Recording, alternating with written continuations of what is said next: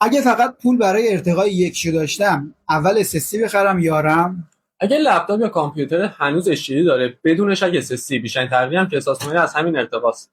لپتاپم دیر روشن میشه، SSD بندازم یا رم رو ارتقا بدم؟ ببین کون روشن شدن سیستم تقریبا همیشه با حافظه ذخیره سازی مربوطه. نه اینجا SSD انتخاب درست‌تریه.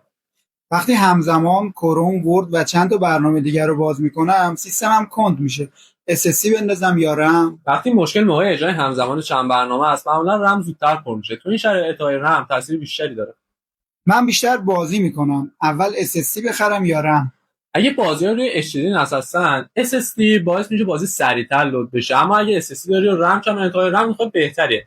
ولی برای بیشتر لپتاپ‌های قدیمی که هنوز HDD دارن اولویت با SSD. اگه بخوام عمر لپتاپمو بیشتر کنم اول SSD بخرم یا رم؟